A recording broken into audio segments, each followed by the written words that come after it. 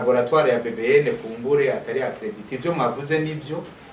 Twebwe BBN yavutse kera niyo mu ntango y'igihumbi amajana 990 kandi yatanguranye n'abakozi bake kubera kumbure su Burundi bwonyene n'ibindi bihugu ibi bintu vya management de la qualité cyo kugenzura ubuziranenge usanga bigoye, ariko ubu turiko turaza ubu turashobora gutanga certificat y'ibintu n'ama service, si ibintu byo kurya gusa, ibintu byo kubaka n'ama service turashobora kubikora, ariko intambamye tugifise cyane cyane nuko tubuzi ikintu bita certification system. Certification system abatatumva niki? Certification system ni certificat yemeza yuko uri hinguriro ivyo ukoze bishobora kuja mu makungu atangorane.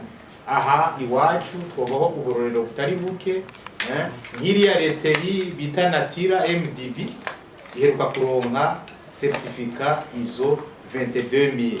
Iyo certificat ISO 22000 niyo bita mu Gifaransa certificat yerekana ivyo bita sécurité sanitaire des aliments, mu Cyongereza food safety. No kuvuga ivyo bazokora bafise iyo certificat birashobora gushika ni muri Amerika bigashika n'ahandi kukubera biba vyemejwe. Urashobora kugenda muri Brarudi nibaza yuko bafise za ISO 9000, urashobora kuja muri za Arken barafise ISO 9001 n'ahandi. Rero twebwe turiko turazurondera izo certificat system za ISO ni kuri budget y'umwaka turiko turarondera, hari nizo turiko turegereza nkizo gukora inspection.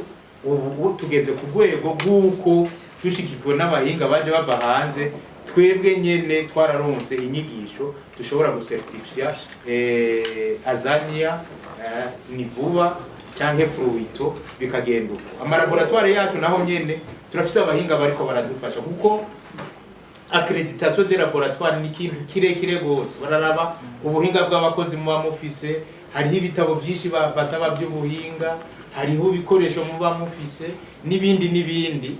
Turiko turaza neza, inyubako twarazisubiyemo zirimwo ibikoresho bikwiye, ariko abahinga ntibaraba benshi.